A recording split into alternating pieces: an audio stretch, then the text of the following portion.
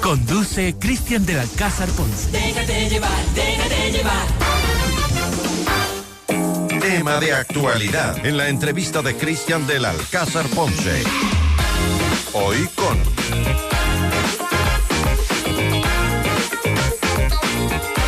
Transmisión en vivo FM Mundo Live en todas nuestras plataformas y redes sociales. Les quiero recordar, nuestra app es FM Mundo Live. Se la pueden bajar y ahí ver nuestras principales entrevistas y nuestros informativos completos.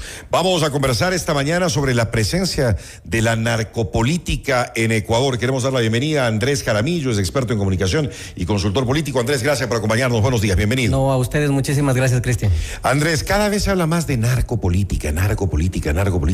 ¿Realmente está presente esta narcopolítica, como se la ha llamado aquí en Ecuador? Y quizás el caso Metástasis es la mayor evidencia que tenemos más actual, además de que precisamente existen vínculos entre el narcotráfico, el sector judicial y la política ecuatoriana. Con Metástasis esto ya explotó, por decirlo de alguna manera. Tenemos un presidente de la judicatura preso, tenemos un ex asambleísta preso, tenemos jueces que han sido detenidos y que son ahora mismo investigados precisamente por obrar en función de la agenda del narcotráfico. ¿Hay vínculos entonces con el narcotráfico? Absolutamente, realmente? Y no es solamente de hoy, quizás hoy es más evidente, pero no es exclusivamente. Esto ya se viene desde hace mucho tiempo atrás, pero tal vez está bien tapado. Recordarás tú, por ejemplo, en la década de los 90, este caso famoso de Jorge Reyes Torres, los Reyes Magos que les conocían a estos narcotraficantes vinculados a los cárteles de Colombia, en donde cuando fueron detenidos y se iniciaron las investigaciones, fueron vinculados altos generales de la policía, coroneles del ejército, empresarios de aerolíneas privadas, entre otros actores. Entonces es algo que ha venido lamentablemente premiando poco a poco, pero que hoy se ha agudizado por varios factores. ¿El narcotráfico se ha tomado el Ecuador? Absolutamente, y vemos que a los narcos les conviene no solamente filtrarse en el Estado, sino procurar tener un presidente de la República. ¿Por qué? Ecuador es fundamental. Primero, estratégicamente por su ubicación geográfica. Está justo en medio de dos países que son los mayores productores de droga, Colombia y Perú. La droga viene por las fronteras, entra al Ecuador y necesitan garantizar que esa droga llegue a los puertos, principalmente Guayas, Esmeraldas, El Oro y Manabí, para exportar la droga hacia Europa y Estados Unidos. Y ese blindaje tiene que pasar no solamente por las autoridades portuarias, la policía, el ejército, sino también blindarse con las autoridades políticas nacionales y locales. Ahora, sabemos que se ha tomado ya muchas instancias el narcotráfico, pero la política, ¿están ahí ya?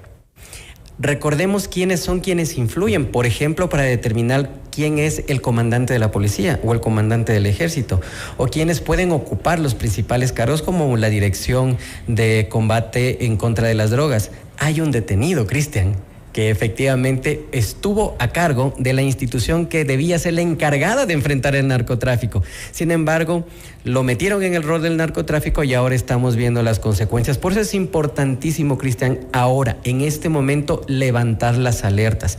Lamentablemente en el Ecuador los controles son posteriores a las elecciones. A eso iba, Andrés. ¿Dónde están los controles? ¿Dónde quedan los controles del máximo ente electoral y de otras instituciones que deberían estar pendientes y atrás de esto? De la experiencia en Colombia, en México, en otros países donde los cárteles del narcotráfico tienen una influencia importante, vemos que tienen al menos dos maneras de llegar, y el contacto con los políticos es en las campañas, es decir, cuando necesitan fondear las campañas electorales. Ahí ponen un candidato propio o a su vez buscan a quienes tienen más posibilidades de llegar a la segunda vuelta electoral para financiar a través de empresas fantasmas, a través de terceras personas o directamente. El problema de hacer los controles posteriores es que una vez en el poder es más complicado.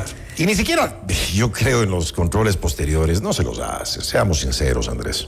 También hay una falta de voluntad política. Se ha hablado mucho... Y es demasiado tarde, además, luego de las elecciones. De una iniciativa que perfectamente se podría hacer, que tiene que ver con crear un grupo especial que se pueda activar por la campaña electoral entre el CNE, la Fiscalía, la UAF especialmente, la Contraloría. ¿Para qué? Para poder revisar pues los patrimonios de los candidatos que se... Tal vez no les conviene a los políticos que se haga esto. Absolutamente. Y fíjate que ha llegado a tal nivel la tolerancia frente a este tema que en las últimas elecciones tuvimos candidatos que se inscribieron teniendo procesos pendientes por lavado de activo e incluso por narcotráfico. Fernando Villavicencio en su momento los denunció. Él habló incluso de 20 nombres, de 20 candidatos en esas elecciones que precisamente estaban ya inscribiéndose para ir a las urnas. Qué increíble, ¿no? Y fíjate lo que pasó con Fernando Villavicencio. El Estado no fue capaz, primero, de garantizarle la seguridad y la vida de Fernando Villavicencio, y luego de seguir esas investigaciones. ¿Siguen ahí, Cristian? ¿Cuáles son las alertas que se deben prender, Andrés? Ahora que estamos, bueno, ya a 8 meses de las elecciones, son en febrero 2025. Aún estamos a tiempo de hacer un filtro de las personas que se vayan a candidatizar para las diferentes funciones, tanto para la Asamblea como para la Presidencia de la República. Los organismos de control tienen que actuar antes. De lo contrario, puede pasar lo que ha ocurrido en Honduras. Fíjate que esta semana ha sido un tema de conversación la sentencia del expresidente Juan Orlando Hernández. Fue sentenciado por varios delitos vinculados al narcotráfico, ¿no? En una corte de Estados Unidos. 45 años de prisión. Y las investigaciones... 45. Las investigaciones dan cuenta de que él se encargó de liderar esta estructura para garantizar, para blindar al narcotráfico, para que efectivamente se pueda exportar droga desde ese país. Convirtió a Honduras en un narcoestado. Nosotros todavía estamos a tiempo de que Ecuador no se convierta en un narcoestado. ¿Sí crees que estamos todavía a tiempo, Andrés? Ya con tantas dependencias tomadas. Hay que hacerlo, Cristian, hay que hacerlo, y mientras más pronto mejor. No podemos permitir que esta situación se ahonde, porque eso además tiene un efecto en la vida cotidiana de las personas. Los altos índices de violencia, la criminalidad, los sicariatos, los secuestros, las extorsiones, son delitos vinculados al narcotráfico y a las bandas criminales. O sea, todo lo que estamos viviendo ahora fuera de la delincuencia común es parte de esto. Pero es que además hemos visto una escalada en los delitos y en el nivel de violencia. ¿Cuándo, Cristian, habíamos visto, por ejemplo, en Quito secuestros o estas autodenominadas vacunas o este tipo de sicariatos que se dan a plena luz del día? Esta escalada secuestros han habido, ¿no? Pero casos muy aislados, tal vez. Ahora. Y de alguna manera estos secuestros, no digo, no los justifico, ¿no? Pero de alguna manera tenían por objetivo a personalidades que de alguna manera tenían un patrimonio alto. No obstante, hoy vemos que cualquier persona puede ser efectivamente una víctima de un secuestro.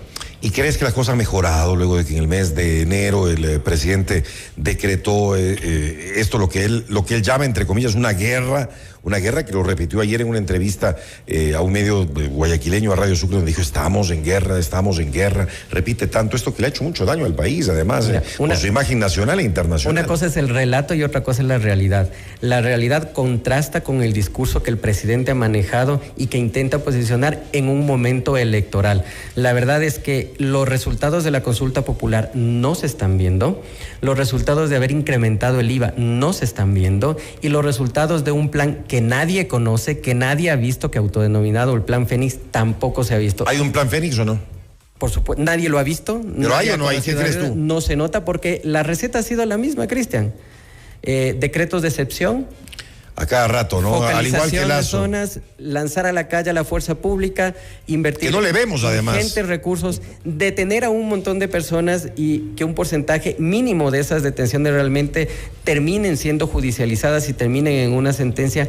Entonces, lo que vemos es que hay más bien un populismo político punitivo en relación a la política de seguridad, que no enfrenta los problemas de fondo, pero que podría ser o podría tener algo de réditos electorales. La UAFE, ¿qué debería hacer la UAFE? Creo que la UAFE ha hecho un trabajo interesante. De hecho, recordemos que la UAFE ha sido fundamental en los casos Metástasis, Purga, entre otros que ha impulsado la Fiscalía. También como que le falta financiamiento y tecnología. Fíjate que es tan complicada la situación del país que cuando la Fiscalía hace su trabajo, sentimos que ha dado el kilómetro más. Cuando haces el trabajo de la Fiscalía y sentimos que ha sido una gran institución y que tenemos una gran autoridad ahí, cuando haces, debería ser el factor común de todas las instituciones. Eso es lo que deberían hacer todas las instituciones. No obstante, vemos que no siempre hay voluntad política para hacerlo, y mientras tanto ya se vienen nuevamente las elecciones y, por supuesto, el narcotráfico está muy pendiente para saber en dónde puede meter el dinero sucio de las campañas para poder tener poder local y nacional. ¿Cómo meten ese dinero sucio en las campañas electorales? a través de empresas fantasmas, a través de terceras personas, a través de operadores que ya están pululando en las esferas políticas y también directamente, es decir, con conocimiento de los candidatos. ¿Cómo nos explicamos, Cristian, que por ejemplo en una campaña de un cantón de la costa se puedan dar el lujo de traer un artista internacional, que puedan hacer conciertos gratuitos y además luego fiestas privadas con el artista internacional? Tú conoces del campo musical y del campo artístico, sabes todo lo que cuesta, los ingentes recursos que uno tiene que invertir. ¿Cómo lo logran? Ahí están las alertas, son públicas, lo difunden en sus redes sociales, todos los actos de campaña masivos y los ingentes recursos. Pero no hay una autoridad que efectivamente pueda entrar a fiscalizar y sobre todo a investigar los fondos y los patrimonios de los candidatos que ahora mismo quieren llegar al poder. Si no se hace algo ya, entonces en febrero se va a volver a repetir la historia. Exactamente, y no podemos esperar a que eso ocurra. Yo creo que en este sentido, y yo entiendo que la falta de fe, la pérdida de esperanza a veces nos mantenga en un momento de división con todo lo que tiene que ver con la cosa pública, pero la ciudadanía tiene que reaccionar, tenemos que escribir, tenemos que hablar, tenemos que movilizarnos, tenemos que exigir un país que esté libre del narcotráfico. Es la única forma de que las cosas se logren, recuperar esa capacidad de movilización social que en algún momento lo tuvimos y ahora ya no, Cristian. ¿Sí se puede recuperar el país? Tenemos que, no hay otra opción, Cristian, no hay otra opción. Si no, mañana no vamos a tener un país en donde vivir. Yo tengo 2 hijos, Cristian. Y yo no quiero que mis 2 hijos crezcan. Es preocupante, ¿no? En un país en donde no puedan salir a la calle, en donde uno no pueda dormir un viernes en la noche porque no sabe si van a volver. Eso no es un país, eso no es una vida. Y tampoco quiero que miles de migrantes tengan que ofrendar su vida en el Darién buscando oportunidades que en su país se las están negando. Hay que hacer algo, hay que hacerse cargo, Cristian. Totalmente de acuerdo. Andrés Jaramillo, experto en comunicación y consultor político, te agradezco por haber estado esta mañana con nosotros aquí en FM Mundo. Siempre un gusto, Cristian. Buenos días, los temas de mayor interés siempre en nuestro programa y en FM Mundo. Noticias, reportajes